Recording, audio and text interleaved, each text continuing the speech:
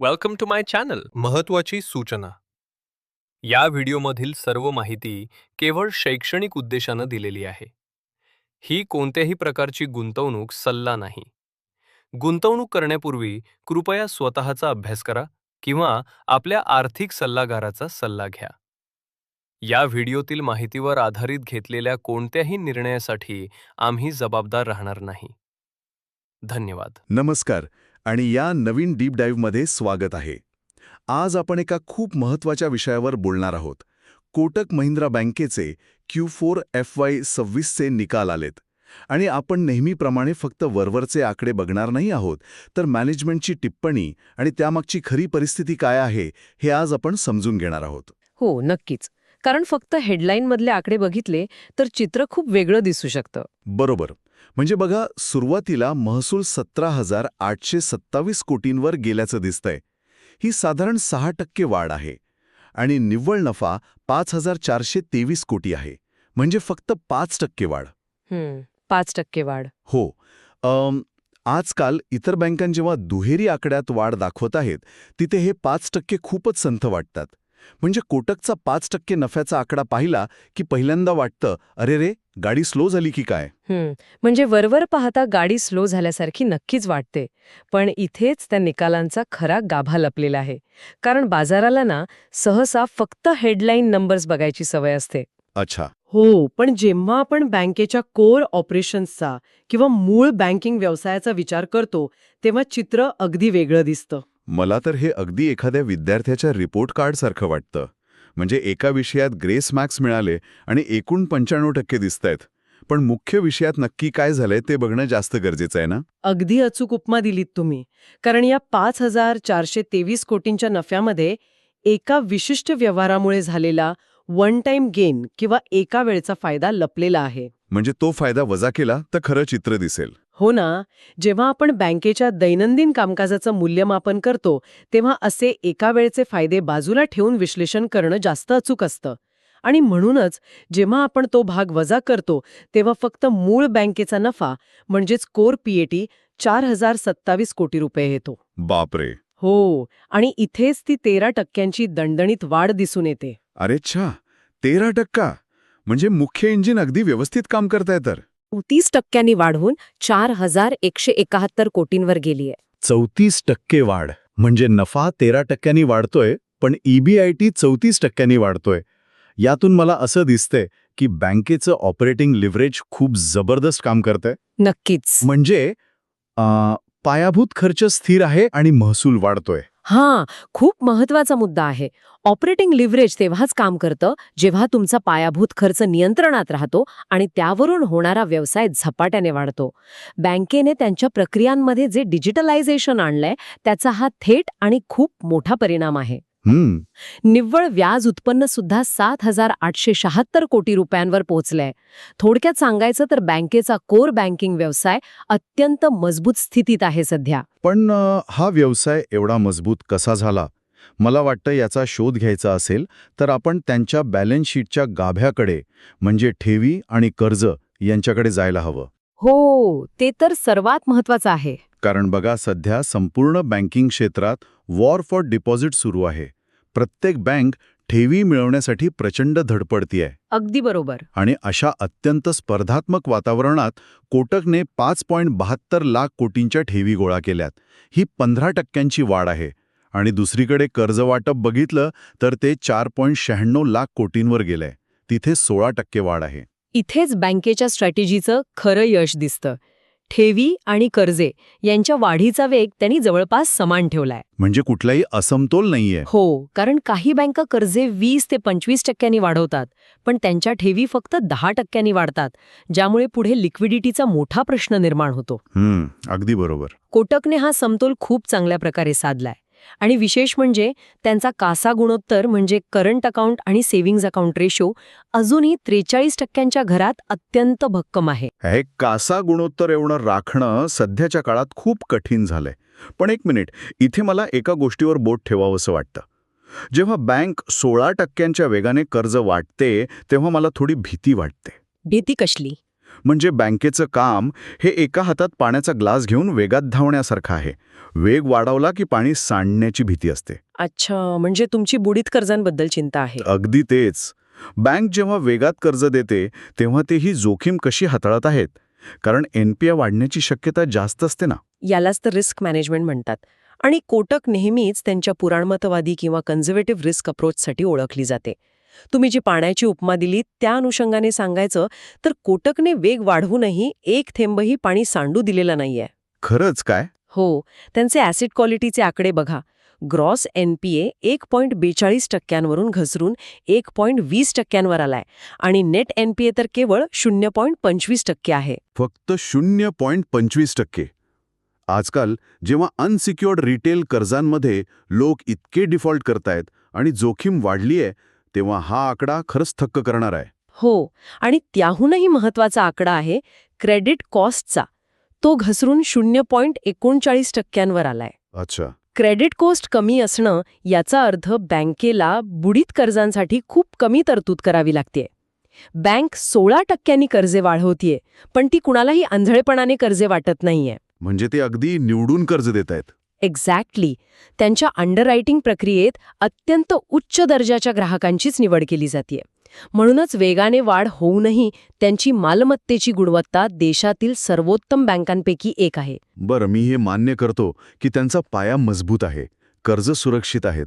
पण जर सगळंच इतकं छान आणि उत्तम सुरू आहे, तर मग नफ्याच्या वाढीवर कुठून तरी दबाव येतोय असं मला वाटतंय, कारण चित्र पूर्णपणे गुलाबी नाहीये. हो, तुमचं निरीक्षण बरोबर आहे.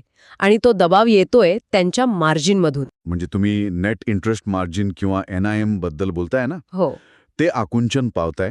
त्यांचं NIM घसरून 4.67% आलंय. एका बाजूला कर्ज सुरक्षित आहेत, पण दुसऱ्या बाजूला मार्जिन कमी होते. इथे 2 महत्वाच्या गोष्टी समजून घेणं आवश्यक आहे. पहिलं म्हणजे सध्या संपूर्ण बँकिंग सिस्टीममध्येच कॉस्ट ऑफ फंड्स वाढले आहेत. लोकांना त्यांच्या ठेवींवर जास्त व्याज हवंय. त्यामुळे बँकेला ठेवी आकर्षित करण्यासाठी जास्त व्याज द्यावं लागतंय. पण त्याच वेळी जुन्या कर्जांवरील व्याजदर तितक्या वेगाने वाढवता येत नाहीत. म्हणजे हा ॲसेट आणि लायबिलिटी मधला मिसमॅच आहे. अगदी बरोबर. या ॲसेट लायबिलिटी मिसमॅचमुळे NIM वर दबाव येतोच. पण 4.67% NIM हे घसरलेलं असलं तरी ते इंडस्ट्रीच्या सरासरीपेक्षा अजूनही वरच आहे, हे आपण लक्षात ठेवायला हवं. मान्य. पण ही फक्त निम्म्याच समस्येची चर्चा झाली. आणखी एक कळीचा मुद्दा आहे. बँकेचा तब्बल 79% नफा हा फक्त मूळ बँकिंगमधून येतोय. हां. कोटक नेहमी स्वतःला एक डायव्हर्सिफाईड फायनान्शियल कॉंग्लोमरेट म्हणून घेते ना. त्यांच्याकडे ॲसेट मॅनेजमेंट आहे, लाईफ इन्शुरन्स आहे, ब्रोकिंग आहे. पण जेव्हा निकालांचा बारकाईने अभ्यास करतो तेव्हा दिसतं की AMCच्या मार्जिनवर दबाव आहे आणि इन्शुरन्सचा व्यवसाय खूपच अस्थिर आहे. हो, यालाच आपण द ड्रॅग म्हणू शकतो. ब्रोकिंग व्यवसायाने चांगली कामगिरी केली असली तरी म्युच्युअल फंड आणि इन्शुरन्स क्षेत्रात सध्या प्रचंड स्पर्धा आहे. बरोबर. पॅसिव्ह फंड्स आणि इंडेक्स फंड्सच्या वाढीमुळे AMCच्या उत्पन्नावर नक्कीच परिणाम झाला आहे. आणि इन्शुरन्समध्येही नियामक बदल आणि ग्राहकांच्या बदलत्या पसंतीचा मोठा फटका बसतोय त्यांना. मग इथे एक मोठा प्रश्न पडतो मला.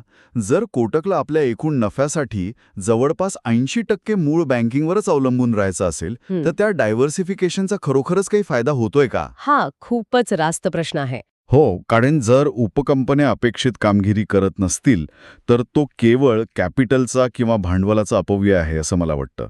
बाजारात व्हॅल्युएशन करताना या उपकंपन्यांचे मल्टिपल्स कमी होऊ शकतात. तुमचा हा मुद्दा व्हॅल्युएशनच्या दृष्टीने अगदी अचूक आहे. जेव्हा बँक म्हणते की आम्ही एक संपूर्ण इकोसिस्टम आहोत, तेव्हा प्रत्येक घटकाने स्वतःच्या पायावर उभं राहून नफा कमवणं अपेक्षित असतं. नक्कीच. जर मूळ बँकेला सतत तो गाढा ओढावा लागत असेल तर गुंतवणूकदार त्या उपकंपन्यांना जास्त प्रीमियम देणार नाहीत. आणि म्हणूनच मॅनेजमेंटने त्यांच्या ट्रान्सफॉर्मिंग फॉर स्केल या रणनीतीवर आता खूप भर दिला आहे. ट्रान्सफॉर्मिंग फॉर स्केल वाचायला हे खूप भारी वाटतं, पण प्रॅक्टिकली याचा अर्थ काय? त्यांच्या प्रेझेंटेशनमध्ये रिटेल कर्जांवर प्रचंड फोकस दिसतोय. विशेषतः गृहकर्जात 18% वाढ आहे. हो, पण मला सर्वात जास्त इंटरेस्ट त्यांच्या कोटक 811 या डिजिटल मॉडेलमध्ये आहे. कोटक 811 हे त्यांच्यासाठी फक्त एक साधं ॲप नाहीये बरं का, तर ते कस्टमर ॲक्विजिशनचं एक अत्यंत स्वस्त आणि प्रभावी इंजिन आहे त्यांच्यासाठी. म्हणजे ग्राहक जोडण्याचा खर्च कमी आहे तिथे. एक्झॅक्टली. पारंपरिक पद्धतीने एखाद्या ग्राहकाला शाखेत आणून अकाउंट उघडायला जेवढा खर्च येतो, ज्याला आपण CAC म्हणतो, त्याच्या केवळ 1/4 खर्चात 811 द्वारे नवीन ग्राहक जोडला जातो. पण हे जे शून्य शिल्कीचे किंवा झिरो बॅलन्सवाले ग्राहक आहेत ते बँकेला नफा कसा कमावून देतात? कारण नुसतं अकाउंट उघडून तर बँक पैसे कमवू शकत नाही ना. बरोबर. आणि तिथेच क्रॉस सेलिंगचं मॉडेल येतं. एकदा ग्राहक सिस्टममध्ये आला की बँक त्याच्या डेटाचा अभ्यास करते. अच्छा. त्याला क्रेडिट कार्ड दिलं जातं, मग पर्सनल लोन ऑफर केला जातो आणि शेवटी त्याला इन्शुरन्स आणि म्युच्युअल फंड्स विकण्याचा प्रयत्न होतो. मॅनेजमेंटला ह्याच 811च्या ग्राहकांचा वापर करून त्यांच्या उपकंपन्यांना उभारी द्यायची आहे. हे कागदावर खूप छान दिसतंय, पण मला इथे बँकेच्या भांडवलाच्या एका वेगळ्याच मुद्द्यावर यायचंय. त्यांच्या प्रेझेंटेशनमध्ये एक अत्यंत धक्कादायक आकडा होता. त्यांचा कॅपिटल ॲडिक्वेसी रेशो किंवा CAR तब्बल 23% आहे. हो, आणि हे बँकिंग क्षेत्रात अत्यंत भक्कमपणाचं लक्षण मानलं जातं. बँकेकडे संकटाचा सामना करण्यासाठी भरपूर कॅपिटल आहे. पण एक मिनिट, 23% CAR हे तर गरजेपेक्षा खूप जास्त आहे ना. RBIचे नियम पाहिले तर बँकांना साधारण 15-16% CAR ठेवणं पुरेसं असतं. मग कोटककडे 23% कॅपिटल पडून आहे, याला भक्कमपणा म्हणायचा की अळशीपणा? असा प्रश्न पडणं स्वाभाविक आहे. हो, कारण जर बँकेकडे इतका पैसा पडून आहे तर ते तो नवीन व्यवसायात किंवा कर्जवाटपात का गुंतवत नाहीयेत? पैसा नुसता तिजोरीत पडून राहिल्याने इक्विटीवरील परताव्यावर म्हणजे ROEवर दबाव येणार नाही का? हा एक अतिशय तार्किक आक्षेप आहे आणि अनेक इन्स्टिट्यूशनल इन्व्हेस्टर्स सुद्धा नेमका हाच प्रश्न मॅनेजमेंटला विचारत आहेत. जेव्हा तुमच्याकडे अतिरिक्त भांडवल असतं आणि तुम्ही ते कामाला लावत नाही, तेव्हा तुमचा ROE नक्कीच खाली येतो. बँकेचा ROE सध्या 12% आसपास आहे, जो त्यांच्या क्षमतेपेक्षा खरंच कमी आहे. पण यामागे मॅनेजमेंटचा एक विशिष्ट विचार आहे. कसला विचार? म्हणजे हे पैसे असे साठवून ठेवण्यामागे काय लॉजिक असू शकतं? हे जे 23% अतिरिक्त कॅपिटल आहे ना, तो त्यांचा एक प्रकारचा वॉर चेस्ट आहे. कोटक बँक नेहमीच चांगल्या संधीची वाट पाहत असते. म्हणजे इनऑर्गॅनिक ग्रोथसाठी. अगदी बरोबर. जर त्यांना उद्या एखादी मायक्रोफायनान्स कंपनी किंवा एखादी छोटी बँक विकत घ्यायची असेल, तर त्यांना बाजारात जाऊन नवीन भांडवल उभं करण्याची अजिबात गरज पडणार नाही. अच्छा, म्हणजे त्यांच्याकडे आधीच कॅपिटल तयार आहे. हो. शिवाय सध्याच्या अस्थिर मॅक्रो इकॉनॉमिक वातावरणात जेव्हा जागतिक पातळीवर खूप अनिश्चितता आहे, तेव्हा हे अतिरिक्त भांडवल एक मोठा बफर म्हणून काम करतं. म्हणजे ते एक प्रकारे पावसात वापरण्यासाठी छत्री कायम तयार ठेवून आहेत. पण तोपर्यंत शेअर होल्डर्सना कमी ROEवर समाधान मानावं लागेल असंच दिसतंय. काही प्रमाणात हो, पण तरीही बँकेचा रिटर्न ऑन ॲसेट्स किंवा ROA बघा, तो 2.14%, जो संपूर्ण बँकिंग इंडस्ट्रीमध्ये अत्यंत उत्तम मानला जातो. याचा अर्थ असा की बँक जेवढ्या मालमत्तेचा वापर करतेय त्यावर ती अत्यंत कार्यक्षमतेने परतावा मिळवत आहे. फक्त इक्विटी खूप जास्त असल्यामुळे तो ROEचा आकडा थोडा कमी दिसतोय. हे खूपच सविस्तर विश्लेषण होतं. आपण वन टाइम गेन्सच्या पलीकडे जाऊन पाहिलं, बँकेचं रिस्क मॅनेजमेंट आणि ॲसेट क्वालिटी समजून घेतली, मार्जिनवरील दबावाची कारणं शोधली आणि त्या 23% CAR मागची रणनीतीही तपासली. हो. मग आता या सर्व गोष्टींची बेरीज करून आपण या निकालांचा आणि बँकेच्या एकूण स्थितीचा काय निष्कर्ष काढू शकतो? जर संपूर्ण चित्राकडे आपण पाहिलं तर हे निकाल सरासरी ते किंचित सकारात्मक या कॅटेगरीत नक्कीच बसतात. बँकेचा पाया अत्यंत भक्कम आहे, कर्जे आणि ठेवींची वाढ उत्तम आहे, बुडीत कर्जे जवळपास नाहीच असं म्हणायला हरकत नाही. पण त्याचवेळी मार्जिनवरील दबाव आणि उपकंपन्यांची संथ कामगिरी हे थोडे चिंतेचे विषय आहेतच. नक्कीच. स्टॉकच्या दृष्टिकोनातून विचार केला तर अल्पमुदतीत मार्जिनच्या दबावामुळे स्टॉकची हालचाल तटस्थ किंवा न्यूट्रल राहू शकते, पण ज्यांचा दृष्टिकोन दीर्घमुदतीचा आहे त्यांच्यासाठी कोटकची स्थिर मालमत्ता गुणवत्ता आणि डिजिटल वाढ पाहता हा एक स्थिर कंपाऊंडर सिद्ध होऊ शकतो. अगदी स्पष्ट. पण या संपूर्ण विश्लेषणावरून एक शेवटचा विचार माझ्या मनात येतोय आणि मला वाटतं आपल्या श्रोत्यांनी सुद्धा यावर थोडा विचार करायला हवा. आपण मगाशी कोटक 811 आणि त्यांच्या क्रॉस सेलिंगच्या रणनीतीवर चर्चा केली. हो, केली. आमच्याकडूनच म्युच्युअल फंड आणि इन्शुरन्स घेईल, ज्यामुळे आमच्या उपकंपन्या वाढतील. पण खरोखर विचार करा, आजचा हा जो तरुण डिजिटल ग्राहक आहे तो एका बँकेच्या ॲपमध्ये असा बांधला गेलेला नाहीये. नक्कीच. आजच्या ग्राहकाकडे खूप सगळे पर्याय उपलब्ध आहेत. बरोबर. झिरोधा किंवा ग्रो सारख्या युजर फ्रेंडली फिनटेक ॲप्सची सवय झालेला आजचा तरुण इन्शुरन्स किंवा म्युच्युअल फंड घेण्यासाठी पुन्हा बँकेच्या पारंपरिक आणि कदाचित थोड्या क्लिष्ट ॲपकडे वळेल का? केवळ बँकेत अकाउंट आहे म्हणून तू बँकेचीच दुसरी महागडी प्रॉडक्ट्स घेईल, हे गृहीतक आजच्या वेगाने बदलणाऱ्या जगात किती काळ टिकेल? हा क्रॉस सेलिंगचा फुगा आहे की बँकेचा खरोखरच मास्टर स्ट्रोक? हा नक्कीच विचार करण्यासारखा प्रश्न आहे. हा बँकिंग क्षेत्र पुढील आजचा सर्वात मोठा धोरणात्मक प्रश्न आहे, ज्याचं उत्तर आपल्याला येणारा काळच देईल. आणि याच एका विचार करायला लावणाऱ्या प्रश्नासोबत आपण आजच्या या डीप डाईव्हची इथेच सांगता करूया.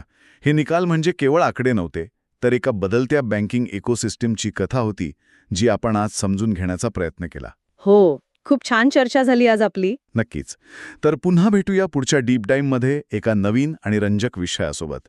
तोपर्यंत धन्यवाद. व्हिडिओ आवडला असेल तर लाईक करा आणि अशाच युजफुल व्हिडिओसाठी चॅनलला सबस्क्राईब करायला विसरू नका.